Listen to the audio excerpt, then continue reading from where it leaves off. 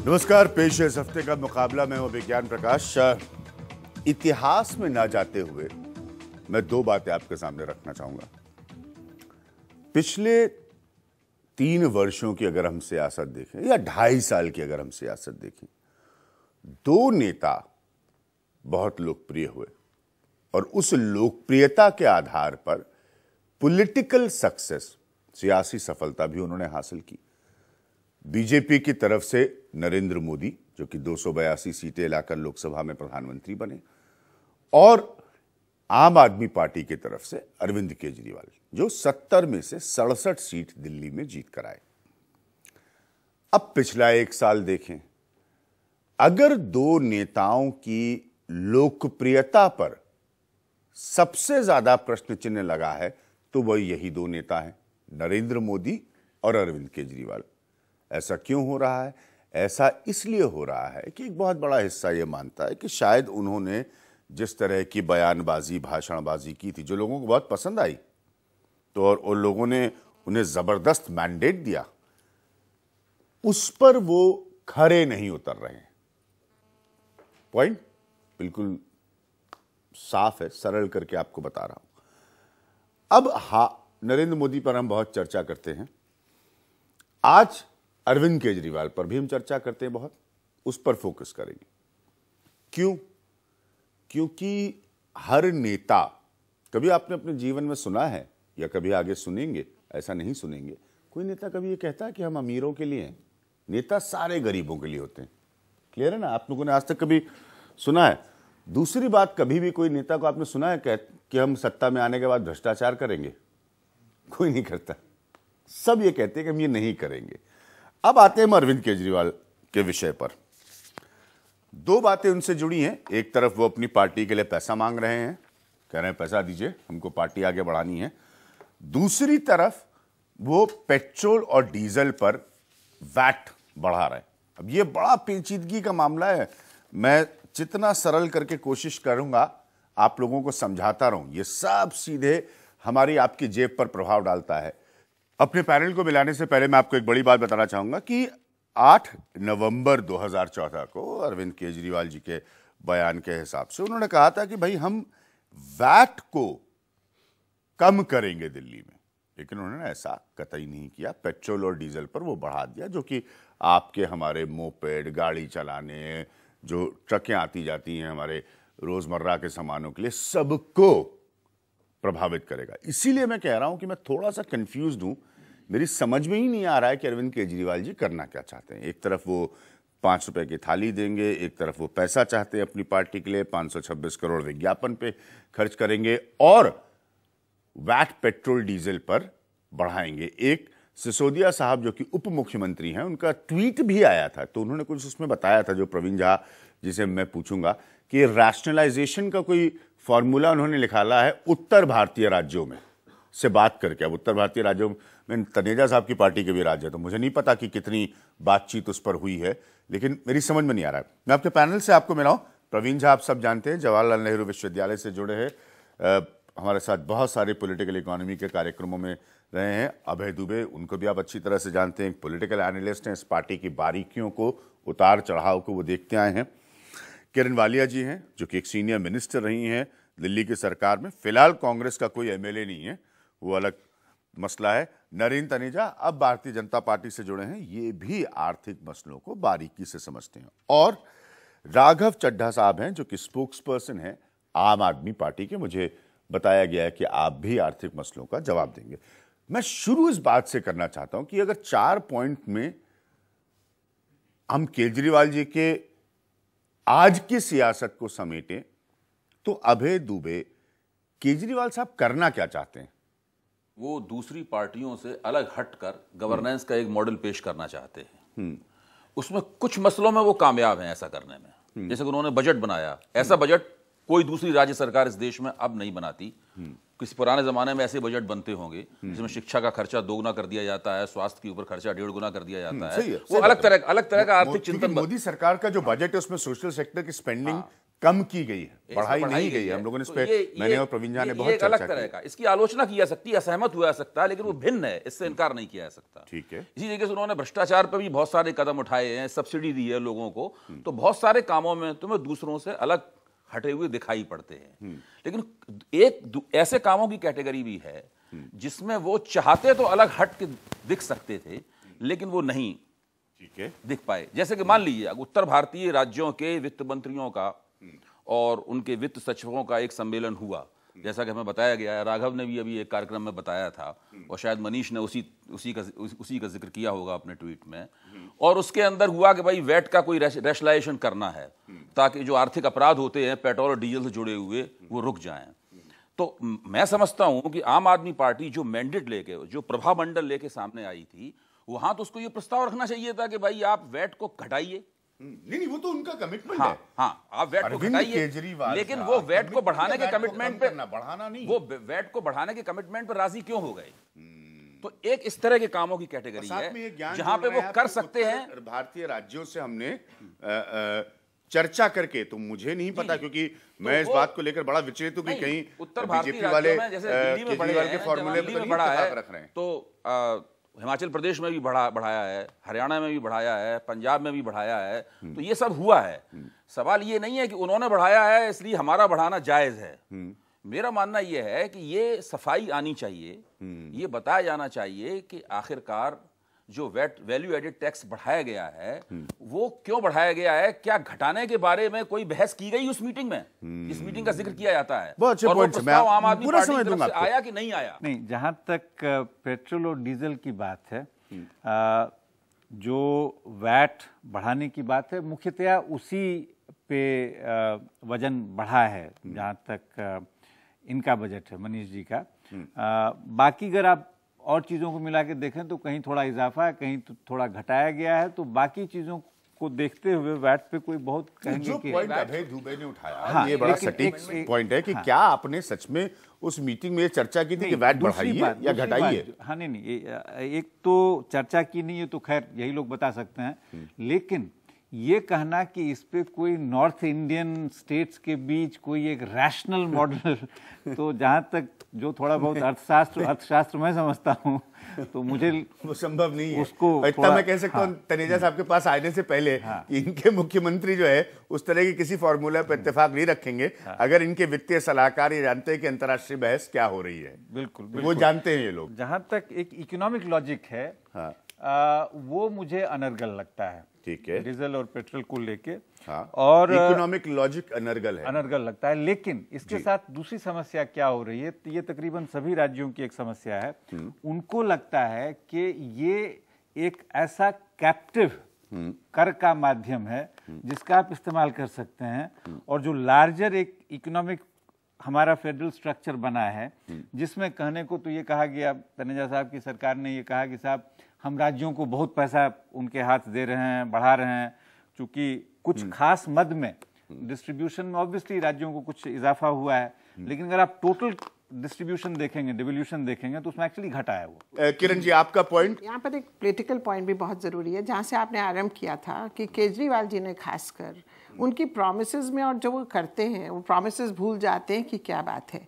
यहाँ तक भी मुझे एक कास्टिस्ट रिमार्क याद है जिस पर बहुत चर्चा हुआ था अखबारों में कि मैं बनिया हूँ और मैं इसलिए दुकानदारों के साथ इस कार्यक्रम में समझानी नहीं, तो जो इस तरह के ट्रेडर्स हैं उन लोगों को जो वैट बढ़ाने की बात उन्होंने की है उस समय उन्होंने नहीं की थी।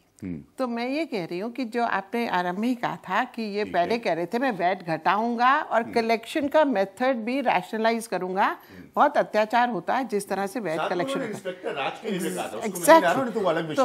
तो ये मैं कह रही हूँ कि इस समय वो जो उन्होंने कहा था और उसमें अभी जमीन आसमान का अंतर ले आते हैं, वो किस तरह से ये वही जाने।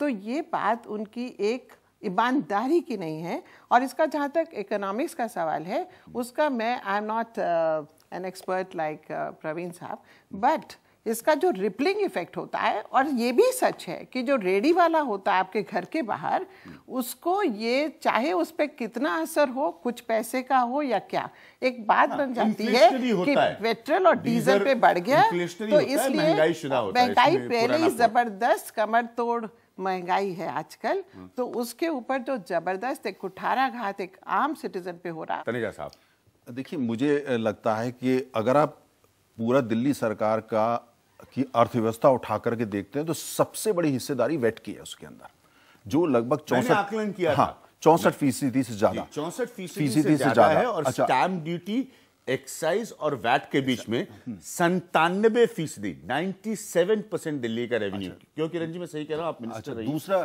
दूसरा क्या है कि जो वेट खासतौर से जो पेट्रोलियम प्रोडक्ट्स का होता है, चाहे वो टरबाइन फ्यूल हो, चाहे वो पेट्रोल हो या डीजल है, इसमें सबसे बड़ी सुगमता क्या है, खूबसूरती क्या है कि ये वेट कलेक्ट कर करके वही सरकार देगी जिसको ये 24 घंटे बुराई करते हैं, यानी केंद्रीय सरकार।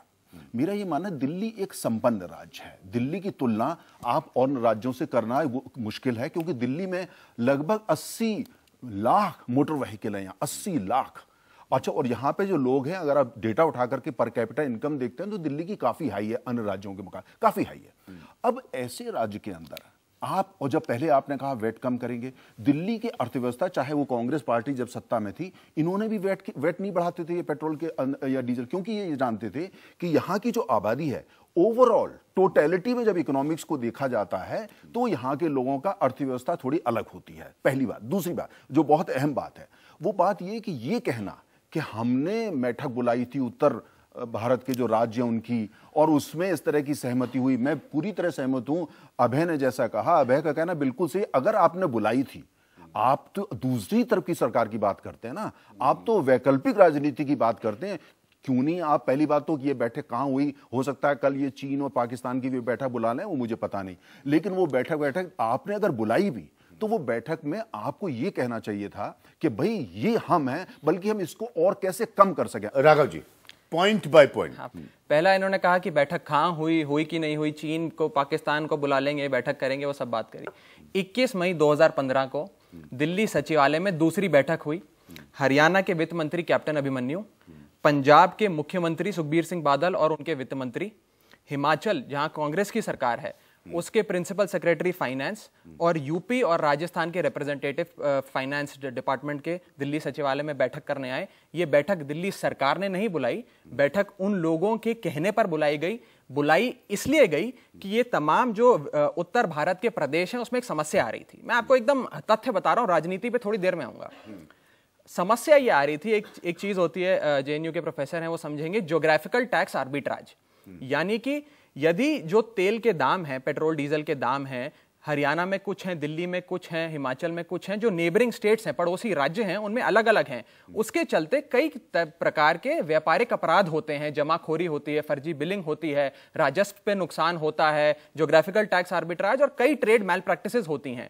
इन सबको दूर करने के लिए उन राज्यों का सुझाव था, खास करके हरियाणा राज्य का सुझाव था, जिसमें खट्टर साहब की सरकार है, कि ये जो आपकी जो टैक्स पॉलिसी है इसको रैशनलाइज करा जाए और जो तमाम रेट हैं पेट्रोल डीजल के पड़ोसी राज्यों में उन्हें एक समानता दी जाए, यानी कि समानता और एक रूपता के सिद्धांतों को फॉलो कर एक लेवल पे लाया जाए, पैरिटी पे लाया जाए। आम आदमी पार्टी की दिल्ली सरकार ने वैट में थोड़ा सा इजाफा नहीं करा, पंजाब में बीजेपी अकाली सरकार ने इजाफा करा उसी दिन, हरियाणा बीजेपी सरकार ने उसी दिन इजाफा करा, और कांग्रेस की हिमाचल प्रदेश सरकार ने उसी दिन करा। आप लोगों का हमसे विशेष प्रेम है, वो अच्छी बात है, परंतु इन सरकारों ने भी करा, उन लोगों का भी नहीं। मतलब एक विशेष हमसे पूछा जाता है कि आपने क्यों बढ़ाया। नहीं, वो संबित पात्रा जी एक बार मेरे कार्यक्रम में थे तो उन्होंने भी ऐसे ही कहा था मुझे कि आप लोगों का हमसे विशेष प्रेम है। मतलब मैं बड़ा खुश हूं कि हमसे सवाल पूछा जा रहा है। आप दूसरा प्रेम के आधार पर कह रहा हूं कि ये लाइन आप बचा कर रखें। अब दूसरा मेरा किसी से विशेष प्रेम नहीं है, विशेष प्रेम ना नहीं, कभी रहा है। कार्यक्रमों के रिकॉर्ड्स आपके पास भेज दूंगा। आप पहली बार मेरे कार्यक्रम में आए हैं, सारी पार्टियां कहती हैं मुझे विशेष प्रेम है। ये वाली लाइन बचा के रखिए। आपने कहा कि 30 जून को एक बजट सत्र में कुछ वैट में रिवीजन करा गया, वो भी मैं बता देता हूँ वो क्या करा गया। वैट, दिल्ली वैट एक्ट के अंदर कई प्रकार के शेड्यूल होते हैं, schedule 1, schedule 2, schedule 3, schedule 4। Schedule 4 के अंदर पेट्रोल डीजल भी होता है और तंबाकू, गुटखा, बीड़ी, अन्य प्रकार की कमोडिटीज हैं, लगभग 12 कमोडिटीज हैं। उनका जो वैट लगता था उनके ऊपर, उसकी अपर लिमिट थी 20%। आप 20% से ऊपर जा ही नहीं सकते थे क्योंकि वैट के अंदर प्रोविजन नहीं था। केवल दिल्ली वैट डिपार्टमेंट को लेगरूम देने के लिए उसको बढ़ाकर 20 से 30 करा गया, किसी वस्तु पे वैट नहीं बढ़ाया गया। दूसरी चीज, हमारा जो बजट आया, जो जिसकी अभी चर्चा हो रही थी, प्रोफेसर साहब बता रहे थे, हमने किसी भी वस्तु पे कुछ भी वैट नहीं बढ़ाया। और हमने जब चुनाव लड़ा था, मैं आपको अपना मैनिफेस्टो का प्रॉमिस बता देता हूं, वैट के लिए 3 प्रॉमिस करे गए थे। पहली चीज, वैट का सरलीकरण करा जाएगा, जिसका काम सरकार के पहले महीने से शुरू हो गया, फॉर्म्स की रिवीजन शुरू हो गई। दूसरी चीज कही गई थी कि वैट का रेड राज, इंस्पेक्टर राज बंद किया जाएगा। आज आप दिल्ली के किसी व्यापारी के पास चले जाइए, किसी बाजार में चले जाइए, वैट रेड राज बंद हो चुका है। और तीसरी और आखिरी चीज ये कही गई थी कि 5 साल में दिल्ली प्रदेश का जो वैट का रिजीम होगा वो पूरे भारत के कंपैरिजन में लोएस्ट होगा, और आज भी हम उस पे बने हुए हैं, वैट का जो रिजीम है वो लोएस्ट होगा। और एक आखिरी चीज मैं और जोड़ दूं, और एक आखिरी चीज मैं जोड़ दूं, 20 से 30% का हाइक करेंगे, आइटम्स इंक्लूडेड, उसमें मैं सुनाऊं और समझाऊं आपको। एक मिनट नहीं, आप लॉन्ग टर्म प्रॉमिस की तस्वीर मुझे सुना रहे हैं। हकीकत इस वक्त ये है, आप पंजाब और हरियाणा को भूल जाइए, वो बीजेपी एक्सप्लेन करेगी पंजाब और हरियाणा को। आपकी स्थिति है कि आपने वैट बढ़ाया है, राइट? प्रवीण झा, आप अपना पॉइंट रखें, फिर मैं एक ब्रेक लूंगा। शिवानी जी बता रही कि बहुत समय हो गया। वो जो इकोनॉमिक रैशनलाइजेशन की बात जो राघव है, उसमें हम ये भी तो सोच सकते थे कि इसको कम कर दिया जाए, 10%, 15%, 20%। क्या सोल्यूशन ये था कि आप वैट बढ़ाइए बीजेपी गवर्नमेंट की तरफ से हरियाणा? देखिए नहीं, ये तो मैंने कहा ही नहीं। मैंने तो ये कहा कि ज्योग्राफिक टैक्स आर्बिट्राज की समस्या, ये तो मैंने कहा ही नहीं। ये मेरे को मिसकोट कर रहे हैं, हम अलग भाषा में। ये मुझे मिसकोट कर रहे हैं। एक मिनट, इससे पहले कि नौजवान जो है इसमें खो जाए ज्योग्राफिकल टैक्स आर्बिट्राज में, अब आपको मैं सरल करके समझा देता हूं। क्या होता है, एक राज्य में गाड़ी X कीमत की मिल रही है, दूसरे राज्य में गाड़ी Y कीमत की मिल रही है। Y वाली सस्ती है तो आप वहां से ले आते हैं, है कि नहीं? सही कह रहा हूं मैं? बिल्कुल। ऐसे ही इस स्थिति में होता है। प्रवीण जी बहुत अच्छी तरह से समझते हैं कि भाई फला प्रोडक्ट जो है पेट्रोल या डीजल से जुड़ा, या वो स्वतः सस्ता है तो उसकी वहां जमाखोरी हो जाती है, या दूसरे राज्यों से ले आते हैं। लेकिन अगर सबका एक साथ बढ़ेगा अभय दुबे जी, तो मेरी समझ में नहीं आ रहा है कि ये मैनेज कैसे होने वाला, जबकि ये सीधे तौर पर एक अंतर्राष्ट्रीय स्थिति से जुड़ा है। ये हरियाणा और दिल्ली राज्य का मसला नहीं है, पेट्रोल और डीजल का हाइक। पहली चीज, जो तमाम राज्य सरकारों के प्रतिनिधि मिले, उसमें यह चर्चा नहीं हुई कि सारे वैट रिजीम का एक रूपीकरण कर दिया जाए, केवल उन चीजों का जिसके ट्रेड इलास्टिक है, बदल जाता है। आम आदमी पार्टी सबसे भिन्न अपने आप को प्रस्तुत कर रही थी, और आज आम आदमी पार्टी इस तरह से औरों के पीछे लगकर कुछ अपना बिल्कुल रवैया बदल रही है। ये जनता को समझ में नहीं भिन्न चल रहा है। ये मतलब थोड़ी कि वैट अबॉलिश कर देंगे। आप सबसे भिन्न चलने का क्या मतलब है? आप सबसे VAT abolish, income tax abolish, certainly not. आप सबसे वैट आप अबॉलिश मत करिए, लेकिन आप कम नहीं कर रहे हैं। आप कम नहीं कर रहे हैं। मैं आपको पूरी जिम्मेदारी से बात नहीं कर रहा। मैं ले रहा हूं एक मिनट मैं ले रहा हूं एक ब्रेक यहां पर। देखिए अब यही बड़ी, इसीलिए मैंने कहा कि देखिए कितना उलझा दिया गया। अब आप पहले तो ये समझते रहिए कि आर्बिट्राज टैक्स क्या है, ठीक है? सरकारें जुमले इस्तेमाल करती हैं। सच्चाई इस बात की है कि केजरीवाल साहब की सरकार ने वैट बढ़ा दिया, पहली बात। दूसरी सच्चाई इस बात की है कि बढ़ाने का फैसला अपने साथ साथ बाकी पे लाद दिया, जो तनेजा जी ने डिनाई करते। एक मिनट हो गया ठीक है, आप चुनी हुई विशेषता की तरफ ना आए कतई भी। तो उन्होंने कहा कि सर सभी कह रहे थे, तो राय, जैसे एक बार आपको जाते थे जल्दी से याद दिला दो, केजरीवाल साहब ने SMS पर राय ले ली थी कि मैं किरण जी की कांग्रेस पार्टी के साथ सरकार बनाऊं ना बनाऊं। फिर उनके हिसाब से सबने राय दे दी बना दीजिए, फिर उन्होंने बना ली, फिर वो गिर गई। खैर वो अलग बात है, वो वापस बड़ा चुनाव जीत गया। अब देखते हैं नौजवान जो है वो सारे लोगों की बात सुनकर समझकर कितना कन्विंस्ड है इस बात से कि केजरीवाल जी की सरकार को वैट बढ़ाना चाहिए था या नहीं, क्योंकि 526 करोड़ वो स्वतः गुणगान पर खर्च कर रहे हैं।